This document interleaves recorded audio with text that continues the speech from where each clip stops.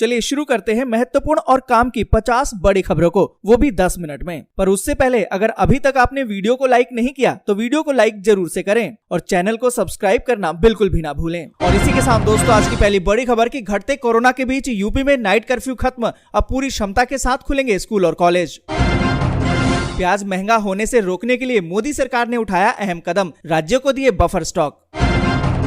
अब 4000 लोक मित्र केंद्रों में भी मिलेगा बाजार से 15% सस्ता राशन। नए एलपीजी कनेक्शन से लेकर गैस रिफिल तक अब सारा काम हो जाएगा बस एक मिस्ड कॉल से। अब गरीब रथ का सफर भी होगा आरामदायक, नए कोचों के जरिए भारतीय रेलवे बढ़ाएगा अपनी आमदनी।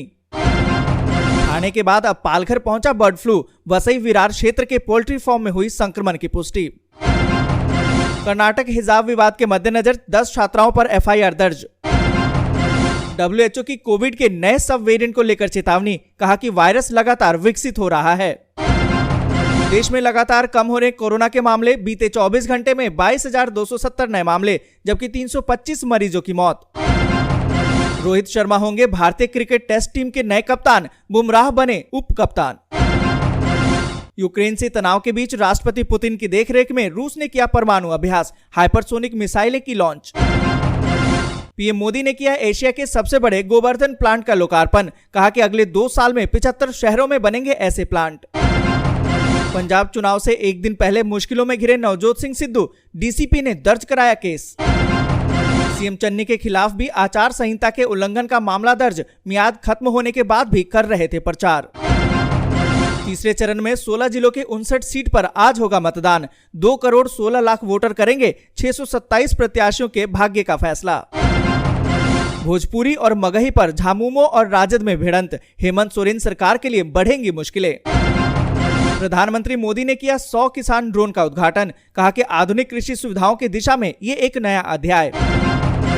यूक्रेन पर हवाई हमले के लिए रूस की सेना है तैयार, सैटेलाइट तस्वीरों से मिले हैं इसके संकेत। पंजाब में वोटिंग से पहले बिहारी बाबू ने बढ़ा दी है कांग्रेस की टेंशन, चन्नी के भैया वाले बयान पर भड़के।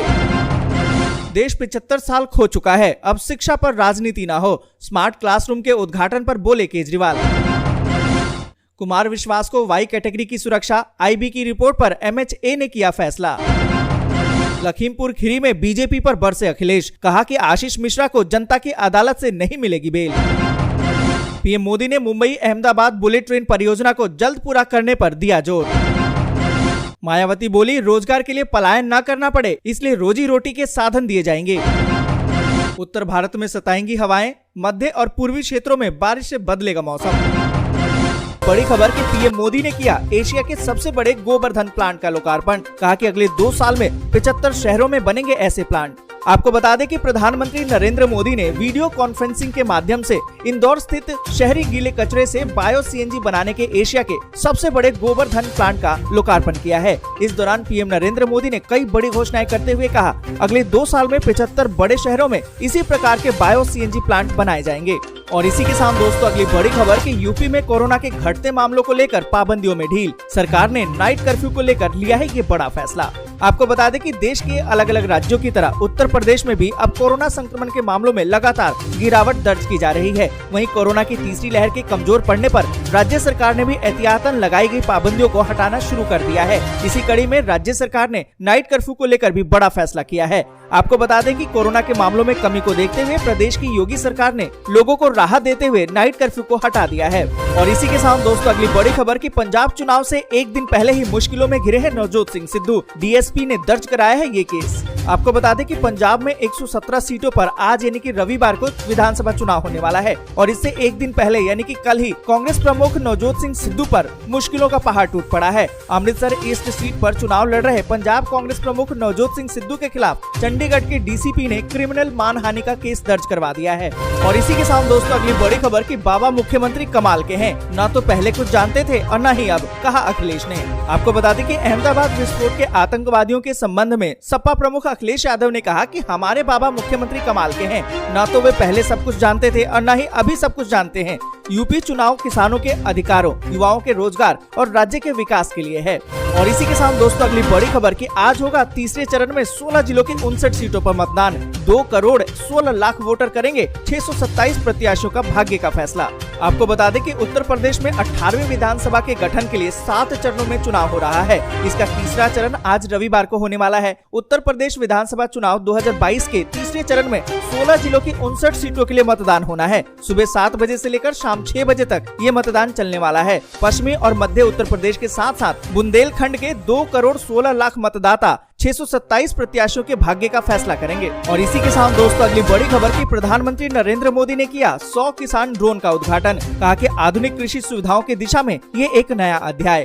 यहाँ पर आपको बता दें कि प्रधानमंत्री नरेंद्र मोदी ने खेतों में कीटनाशकों का छिड़काव करने के लिए 100 किसान ड्रोन का उद्घाटन किया। दरअसल किसानों की मदद करने के उद्देश्य से एक विशेष अभियान के तहत प्रधानमंत्री नरेंद्र मोदी ने वीडियो कॉन्फ्रेंसिंग के माध्यम से भारत के अलग अलग शहरों और कस्बों में खेतों में कीटनाशकों का छिड़काव करने के लिए 100 किसान ड्रोन का उद्घाटन किया। और इसी के साथ दोस्तों अगली बड़ी खबर की यूक्रेन पर हवाई हमले के लिए रूस की सेना तैयार। सैटेलाइट तस्वीरों से मिले हैं इसके संकेत। यहाँ पर आपको बता दें कि रूसी सेना की तरफ से यूक्रेन पर संभावित हवाई हमले के संकेत मिले हैं। शुक्रवार शाम को अमेरिकी राष्ट्रपति जो बाइडेन ने कहा था कि रूसी सेना आने वाले सप्ताह में आने वाले दिनों में यूक्रेन पर हमला करने की योजना बना रही है। रूस की सेना का हफ्तों तक लक्ष्य यूक्रेन की राजधानी कीव होगा। बाइडेन ने कहा कि उन्हें यकीन ही नहीं, रूस के राष्ट्रपति पुतिन ने आक्रमण करने का अंतिम निर्णय ले लिया है। आपको बता दें कि सैटेलाइट तस्वीरों में सुखोई 25 ग्राउंड अटैक एयरक्राफ्ट के साथ साथ हेलीकॉप्टर, S-400 वायु रक्षा प्रणाली, UAE इकाइयों के साथ साथ पैदल सेना भी बेलारूस में यूक्रेन के साथ सिर्फ 50 किलोमीटर दूर देखे जा सकते हैं। और इसी के साथ दोस्तों अगली बड़ी खबर कि लखनऊ में फिर से खिलेगा कमल या दौड़ेगी साइकिल। जानिए सभी 9 सीटों का समीकरण। आपको बता दें कि दिल्ली का रास्ता यूपी से जाता है और यूपी का किला किसको फतेह करना है, उसके लिए लखनऊ की किलाबंदी को भी फतेह करना होगा। उत्तर प्रदेश में हो रहे चुनाव के बीच राजधानी लखनऊ की 9 विधानसभा सीटों पर क्या है जातीय समीकरण। आपको बता दें कि हर सीट का अपना जातीय समीकरण है। कहीं पर मुस्लिम मतदाता के सहारे चुनावी नैया पार करने की कोशिश की जाती है, तो कहीं दलित वोट बैंक, तो किसी सीट के लिए ठाकुर और ब्राह्मण वोट बैंक के सहारे चुनाव जीतने का सिलसिला जारी रहा है। और दोस्तों 2022 के विधानसभा चुनाव में प्रत्याशियों की बात करें तो बीजेपी ने फिर से अपने विधायक और मंत्री आशुतोष टंडन को ही मैदान में उतारा है। समाजवादी पार्टी ने अनुराग भदौरिया को मैदान में उतारा है, जबकि कांग्रेस से छात्र नेता रहे मनोज तिवारी को चुनाव में उतारा गया है। वहीं बीएसपी ने आशीष सिन्हा को टिकट दिया है। और इसी के साथ दोस्तों अगली बड़ी खबर की पंजाब में वोटिंग से पहले बिहारी बाबू ने बढ़ा दी कांग्रेस की टेंशन। चन्नी के भैया वाले बयान पर भड़के। दोस्तों यहाँ पर आपको बता दें कि पंजाब विधानसभा चुनाव में होने वाले 20 फरवरी को मतदान से ठीक एक दिन पहले पार्टी के नेता और बिहारी बाबू शत्रुघ्न सिन्हा ने कांग्रेस के लिए एक नई मुसीबत खड़ी कर दी है। पंजाब के मुख्यमंत्री चरणजीत सिंह चन्नी की भैया वाली टिप्पणी को लेकर चल रहे विवाद के बीच बॉलीवुड अभिनेता ने यानी कि शत्रुघ्न सिन्हा ने शनिवार को कहा कि चन्नी एक सार्वजनिक हस्ती के रूप में उनको पता होना चाहिए कि खुद को किस तरह रखना है। और इसी के साथ दोस्तों अगली बड़ी खबर की देश 75 साल खो चुका है, अब शिक्षा पर राजनीति न हो। स्मार्ट क्लासरूम के उद्घाटन पर बोले केजरीवाल। आपको बता दें कि दिल्ली के मुख्यमंत्री अरविंद केजरीवाल ने राजधानी में 12,000 से ज्यादा स्मार्ट क्लासरूम का उद्घाटन किया। उन्होंने इस बीच लोगों को संबोधित भी किया और कहा कि दिल्ली में सरकारी स्कूलों में अच्छी पढ़ाई हो रही है। ये देखकर अच्छा लगता है, लेकिन मन में सवाल भी आता है कि आखिर ये पिछले 75 सालों में क्यों नहीं हुआ। उन्होंने कहा कि अगर हम 7 साल में ये कर सकते हैं तो मतलब ये तो पहले 75 सालों में हो जाना चाहिए था। आज देश कहां से कहां पहुंच जाता। दोस्तों आज के लिए बस यहीं तक। जय हिंद, जय भारत।